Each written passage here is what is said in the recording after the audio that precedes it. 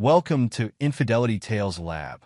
Before we dive into today's story, we have a humble request. Please consider subscribing to this new channel. Help us hit our first milestone of 1,000 subscribers. Your support will motivate us to keep bringing you more exclusive, original cheating wife stories. And now, let's get started with today's story. Blake Kerr's steady hands, which had just performed a complex 16-hour heart surgery, gripped his car keys as he pulled into his driveway. The respected cardiothoracic surgeon had left Memorial Hospital early, his mind focused on completing the mounting paperwork from his latest procedures. The evening shadows stretched across his upscale home as he entered silently, his surgeon's instinct for quiet movement serving him well. As he approached his study, Patricia's voice drifted down from their bedroom, her tone carrying an unfamiliar note of calculation. "Mom, I've got it all planned out." Patricia's words sliced through the quiet house. Blake froze, his hand hovering over the study door handle. Something in her voice, a smug satisfaction, made him pause. "Once he's done paying for the kids' college, I'm filing for divorce," Patricia continued, each word driving an icy spike into Blake's chest. "Then I'll accuse him of domestic crime and live with Casey and the kids from his money." Blake's world tilted on its axis. Casey Dawson, the tennis coach, the man who had been spending an inordinate amount of time with his wife under the guise of improving her serve. The mysterious text messages that made Patricia smile secretively.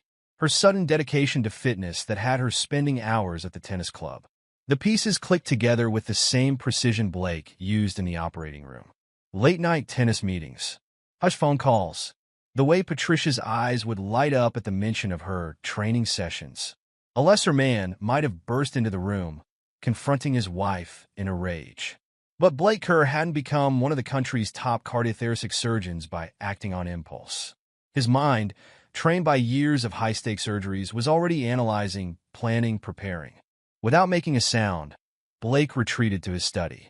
His movements were deliberate, controlled, the same way he handled a scalpel during a critical procedure. As he sat behind his desk, his expression remained neutral, but his eyes had taken on the focused intensity his surgical team knew well. Patricia's voice continued to float down the hallway, discussing the details of her betrayal with her mother, unaware that her carefully constructed plan had just begun to unravel.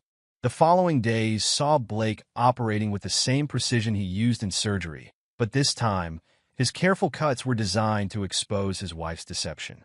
Every movement was calculated, every reaction measured. During breakfast, Blake maintained his usual routine, scanning medical journals while sipping his coffee, seemingly oblivious to Patricia's poorly hidden smirks at her phone. His phone, however, was quietly recording every conversation, every subtle interaction. At the hospital, Blake threw himself into preparing for a groundbreaking heart surgery. The procedure, if successful, could revolutionize treatment options for dozens of patients. His colleagues noticed his increased focus, attributing it to the high stakes of the upcoming operation. Dr. Kerr, a young resident, approached him during rounds. "The board is particularly interested in the outcome of this procedure." Blake nodded, his mind simultaneously tracking multiple threads. The surgery preparation, the evidence gathering, the facade of normalcy. "Then we'll make sure to exceed their expectations." Meanwhile, Patricia grew bolder in her indiscretions. At the country club, she sat too close to Casey Dawson, their heads bent together over supposed training schedules. Blake observed from a distance as their mutual friends awkwardly averted their eyes, discomfort evident in their forced smiles. Jay Fuller, Blake's longtime friend and fellow doctor, approached him at the club bar. "Hey, Blake, Patricia mentioned she'd be late tonight. Something about an emergency tennis committee meeting." Blake noticed the slight tremor in Jay's voice, the way his eyes wouldn't quite meet Blake's. Another piece of the puzzle clicked into place. Jay was complicit in covering Patricia's affair. "Thanks for letting me know," Blake replied smoothly, logging this betrayal away with the others. Later that day, Blake met with Lawrence Sullivan, the city's most formidable divorce attorney. The meeting took place in a private room at a downtown restaurant, far from prying eyes. "Document everything," Sullivan advised, his expression grim. "Every meeting, every call, every suspicious transaction." Blake pulled out a tablet, displaying the evidence he'd already gathered. "I'm ahead of you there." Sullivan's eyebrows rose as he swiped through the files. "Most clients come to me with suspicions. You're bringing me a case." The discovery of Patricia's secret bank account came through meticulous investigation. Blake traced the money transfers with the same attention to detail he used in examining medical charts. Each transaction told a story of premeditated betrayal. Then came the email from Brooke Dawson. Casey's ex-wife had heard rumors about his latest student and felt compelled to reach out. "Dr. Kerr," her message began, "you should know that Casey has a pattern. He specifically targets wealthy married women. Your wife isn't his first, and she won't be his last." Brooke's information provided a critical piece of the puzzle. Casey Dawson wasn't just an opportunistic tennis coach. He was a calculated predator with a history of similar affairs. At the hospital, Blake channeled his personal turmoil into professional excellence. The revolutionary surgery he'd been preparing for became his anchor, a reminder of who he was beyond his failing marriage. The operation itself was a masterpiece of surgical precision.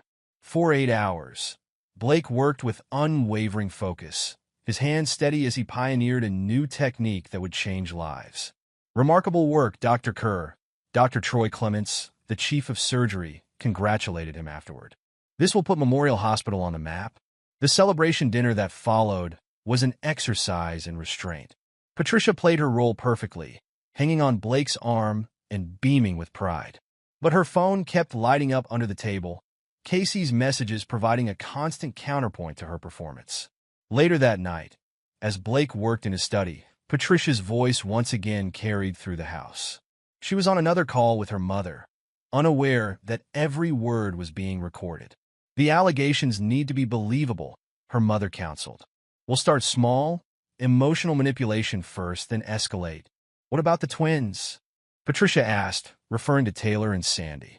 "They need to side with me for this to work." "They're in college now," her mother replied. "Promise them whatever they want. Once we get Blake's money, we can control the narrative." Blake sat in his darkened study, listening to his wife and mother-in-law plot his destruction. His expression remained impassive, but his eyes held the same intensity they did during complex surgeries. Every word they spoke was another piece of evidence, another tool he would use to excise this cancer from his life. As he sat there, Blake Kerr wasn't just a surgeon planning a precision strike. He was a man preparing to cut out the malignancy that threatened to destroy everything he'd built. And like every surgery he'd performed, failure wasn't an option. Blake Kerr sat in his office at Memorial Hospital, his fingers dancing across the keyboard with surgical precision. The screen displayed his banking interface as he methodically transferred assets to secure accounts he'd established days earlier. Each transaction was documented, photographed, and logged with the same attention to detail he brought to his medical charts. A notification popped up, another successful transfer. The joint accounts were being drained, though Blake carefully left enough to avoid any legal complications. His mouse hovered over the college tuition payment portal before clicking cancel on the upcoming installments. His phone buzzed, a text from Taylor and Sandy confirming their lunch meeting. Blake had chosen an upscale restaurant across town, far from their usual haunts where Patricia's social circle might spot them. The twins arrived together, their father's punctuality evident in their timing. Taylor, with her father's analytical mind, and Sandy, possessing his quiet strength, settled into their seats. Concern creased their brows at their father's unusual secrecy. "Dad, what's going on?" Taylor asked, her pre-med training making her particularly attuned to subtle changes. "You've never asked us to meet like this before." Blake pulled out his tablet, his expression grave. "There's something you need to hear," he said, pressing play on the first recording. Patricia's voice filled their private dining room, discussing her plans to falsely accuse their father of domestic crime. The twins' faces transformed as they listened, shock, disgust, and anger playing across their features in waves. "That's not even all of it," Blake said quietly, playing the second recording, the conversation about manipulating the twins themselves. Sandy's hands clenched into fists. "She was going to use us? Against you?" Taylor's expression hardened, a mirror of her father's surgical focus. The tennis lessons, the late meetings, it was all with Casey. Blake nodded, letting his children process the betrayal at their own pace. He'd seen enough patients receive life-altering news to know when silence was the best medicine. "What are you going to do?" Taylor finally asked. "I'm handling it," Blake replied, his voice steady. "But I needed you to know the truth before things start happening. Your tuition payments have been suspended." "Good," Sandy interrupted. "We don't want her money or her manipulation," Taylor added, her voice cold. Blake studied his children, seeing in them the same strength he'd relied on throughout his career.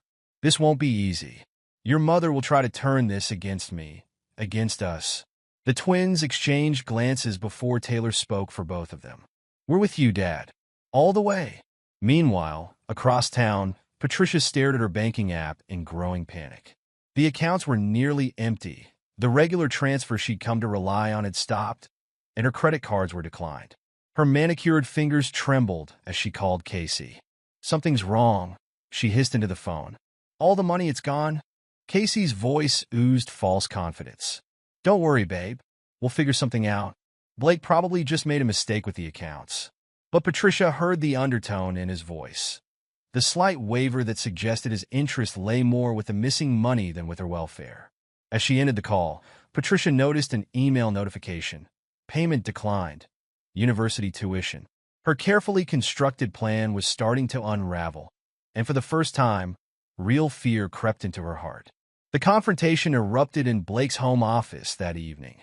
Patricia burst through the door, her face flushed with anger and panic.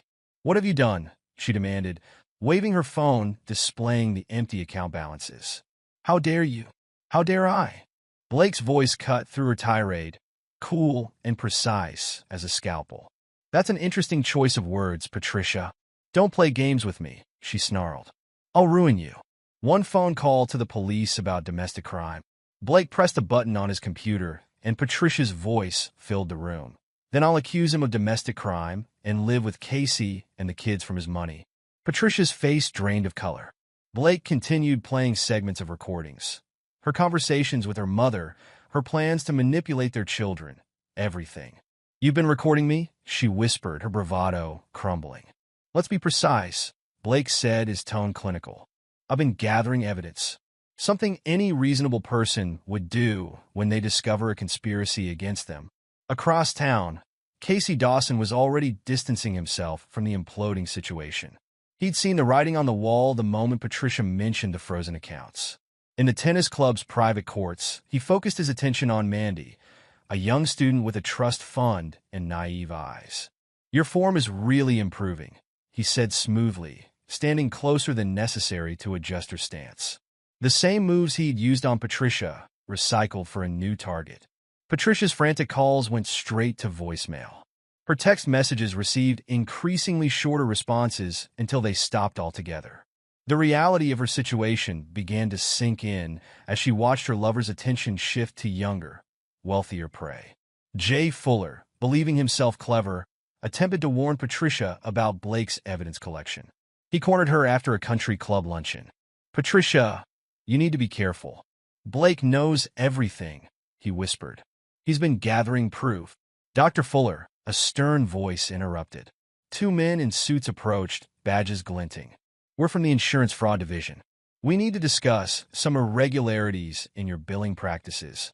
Jay's face went pale as he realized Blake had outmaneuvered him too. His years of insurance fraud, carefully hidden, had been exposed with surgical precision. Patricia and her mother launched their desperate counterattack, spreading whispers through the hospital corridors about Blake's supposed instability and aggression. But they miscalculated badly.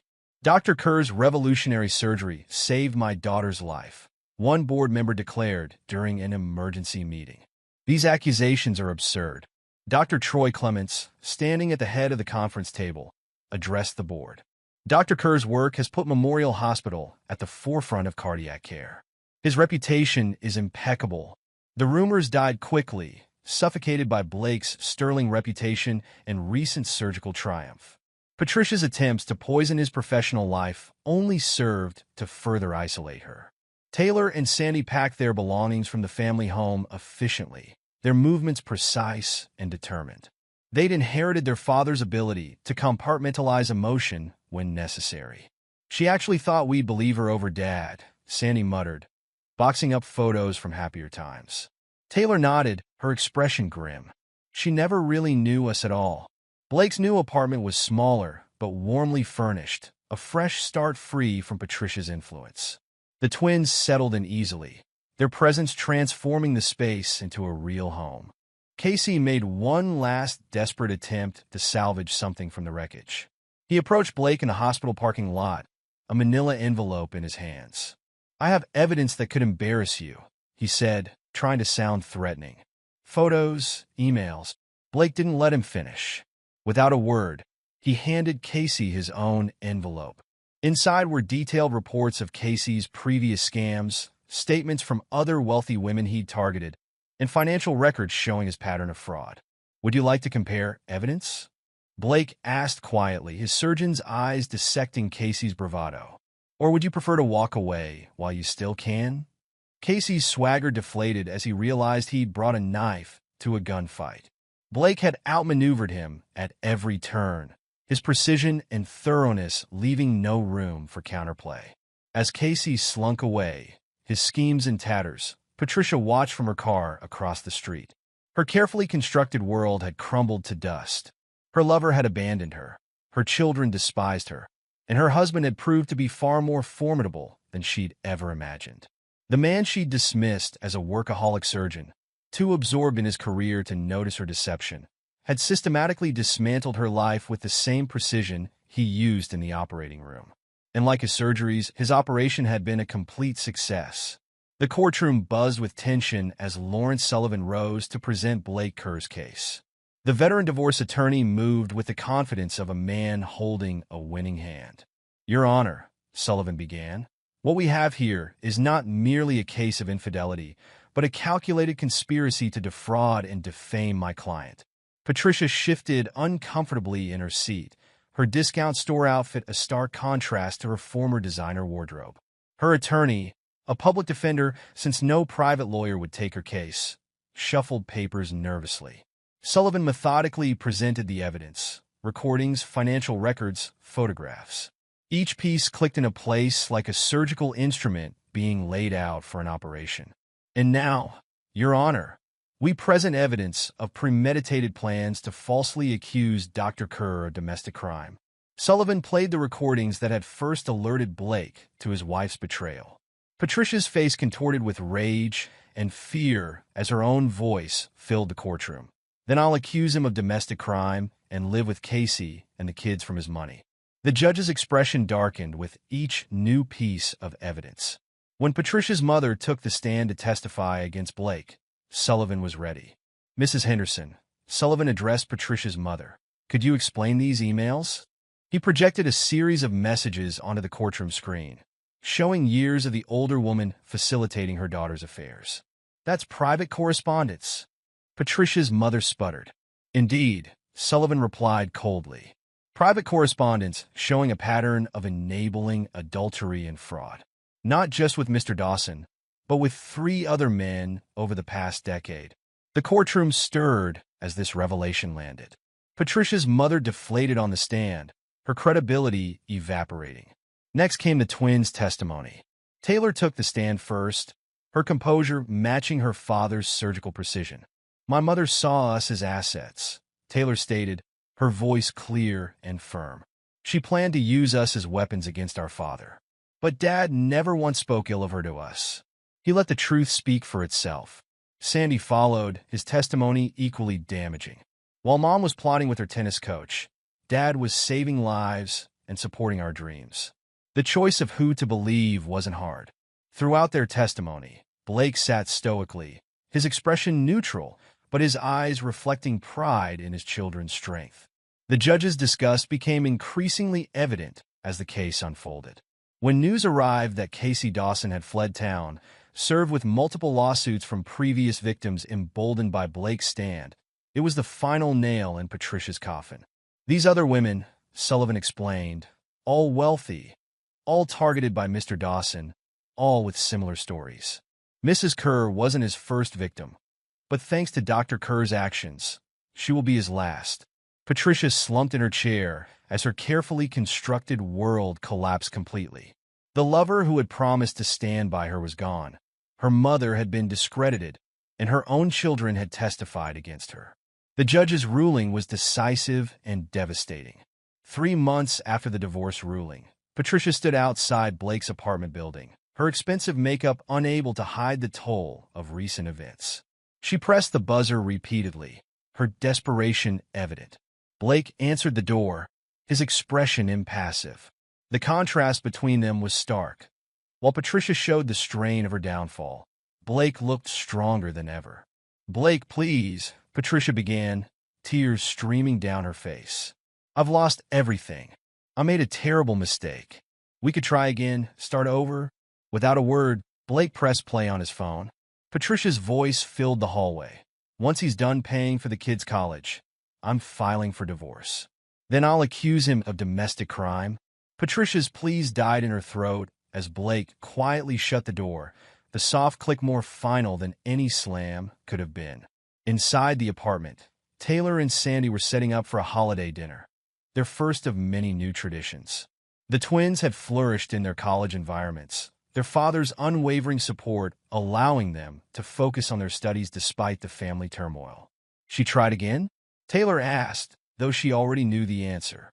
Blake nodded once, then turned to help with dinner preparations. There was no need to dwell on Patricia's desperate attempts at reconciliation. At Memorial Hospital, Blake's reputation had only grown stronger. His pioneering work in cardiac surgery attracted international attention, and his handling of personal adversity earned him deep respect from colleagues. Among these colleagues, Dr. Claudia Reynolds, a brilliant anesthesiologist, had worked alongside Blake during several groundbreaking procedures. Their professional rapport gradually evolved into something more, built on mutual respect and shared values. 1 year later, Blake's new home filled with warmth and laughter as Taylor and Sandy returned for summer break. The elegant but comfortable house reflected its owner, sophisticated without pretense, welcoming but dignified. "Did you hear about Mom?" Sandy asked, showing his father a social media post. Patricia's new life as a receptionist at a small clinic was a far cry from her previous social status. "And Casey's been arrested in Arizona," Taylor added. "Tried his scam on the wrong woman, a state prosecutor." Blake absorbed the news with quiet satisfaction, but his attention was drawn to the doorbell. Claudia arrived, bringing dessert for their family dinner. Her presence felt natural, unforced, the antithesis of Patricia's calculated performances. Taylor and Sandy exchanged knowing looks as they watched their father with Claudia. This was what a real relationship looked like, built on honesty, mutual respect, and genuine care. As they settled around the dinner table, Blake's phone rang. Dr. Troy Clement's name flashed on the screen. "Congratulations, Chief of Surgery," Clements announced without preamble. The board's decision was unanimous. Blake shared the news with his loved ones, their genuine celebration a stark contrast to the artificial praise of his previous life. Looking around the table, he saw his real family. Children who chose truth over manipulation, a potential partner who valued integrity over appearances, and a future built on his own terms. The game-changing surgery that had coincided with Patricia's betrayal had become a footnote in his success story. By refusing to be a victim, by methodically excising the cancer of betrayal from his life, Blake had shown his children what real strength looked like. As laughter filled his new home, Blake Kerr knew that every calculated decision, every carefully planned step away from betrayal, had led him to something better than mere survival. He had turned crisis into opportunity, betrayal into triumph. The man who had saved countless lives in the operating room had also saved himself, and in doing so, had built a life more genuine and fulfilling than the one Patricia had tried to destroy. Epilogue. 5 years later, time had a way of revealing the true consequences of betrayal. For Patricia Henderson, formerly Patricia Kerr, the fall from grace continued long after the divorce. The small clinic where she worked as a receptionist had closed, forcing her to take an even lower position at a veterinary office. Her once manicured hands, now rough from cleaning kennels, served as a daily reminder of her downfall. The modest studio apartment she called home was a far cry from the luxurious house she had shared with Blake. Her mother, disgraced by the revelation of her role in multiple affairs, had retreated to a small town in Florida, their relationship strained by mutual blame. The society circles that had once been Patricia's entire world now treated her as a cautionary tale. Her name was whispered at country club gatherings, not in gossip, but in warnings to young wives about the price of betrayal. Casey Dawson's fate had been even more severe. After his arrest in Arizona, investigations revealed a pattern of fraud spanning multiple states. He now resided in a federal prison, serving an 8-year sentence for wire fraud and extortion. His victims, emboldened by Blake's example, had come forward one by one, each testimony adding years to his sentence. His charming smile and tennis prowess meant little in the prison yard. Jay Fuller, following his conviction for insurance fraud, had lost his medical license. Last anyone heard, he was selling pharmaceutical supplies in a neighboring state, his professional reputation permanently tarnished. His wife had divorced him, taking their children and leaving him to face his disgrace alone. In stark contrast, Blake Kerr's life had flourished. Under his leadership as chief of surgery, Memorial Hospital had become a leading center for cardiac innovation. His pioneering techniques had saved countless lives, and medical students competed fiercely for residency positions under his mentorship. His marriage to Claudia 2 years after the divorce had brought a new dimension of joy to his life. Their partnership, built on mutual respect and shared values, showed Taylor and Sandy what genuine love looked like. Claudia's steady presence and brilliant mind complemented Blake's strength perfectly, their combined medical expertise making them a formidable team in the operating room and in life. Taylor had followed in her father's footsteps, excelling in medical school and showing promise in cardiothoracic surgery. Her analytical mind and steady hand suggested she would carry on the Kerr legacy of medical excellence. Sandy had chosen a different path, becoming a successful criminal defense attorney, his father's experience having shown him the importance of justice and truth. The twins maintained no contact with their mother. They had received multiple letters from Patricia over the years, each more desperate than the last, but these remained unopened in a drawer. They had chosen to focus on the authentic relationships in their lives rather than the manipulation of their past. Blake and Claudia's home had become the center of family gatherings, filled with the warmth of genuine affection. Holiday dinners, once tense affairs under Patricia's superficial perfectionism, were now celebrations of real connection. The addition of Claudia's young daughter from her previous marriage had brought new light to Blake's role as a father, showing him that family bonds transcended biological ties.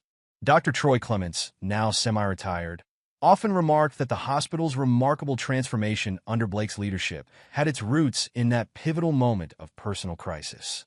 Some men are broken by betrayal, he would say. Others use it as forge to remake themselves stronger. Brooke Dawson, Casey's ex-wife who had first warned Blake, had found her own peace. Her decision to reach out had not only helped Blake, but had given other victims the courage to come forward. She occasionally consulted with advocacy groups, helping women identify and avoid predatory relationships. The country club that had once been the stage for Patricia's indiscretions had changed as well. The old guard of enablers and secret keepers had largely been replaced by a younger crowd who valued authenticity over appearances. Blake maintained his membership, though he rarely visited. His focus was on substance rather than social status. One day, as Blake left the hospital after a successful surgery, he passed a woman in shabby medical scrubs leaving a hiring agency. It took him a moment to recognize Patricia, her appearance so far removed from the polished socialite she had once been. Their eyes met briefly, hers filled with desperate recognition, his with complete indifference. He continued to his car without breaking stride, his mind already on the family dinner awaiting him at home. That evening, surrounded by the love of his true family, Claudia, the twins, their partners, and his stepdaughter, Blake realized that Patricia's betrayal had ultimately been a gift. It had stripped away the artificial facade of his previous life, allowing him to build something real and lasting in its place. The man who had once discovered his wife's betrayal through an overheard phone call was gone. In his place stood someone stronger, wiser, and more complete. A man who had turned trauma into triumph, betrayal into blessing, and loss into legacy. Blake Kerr had not just survived. He had redefined what it meant to win.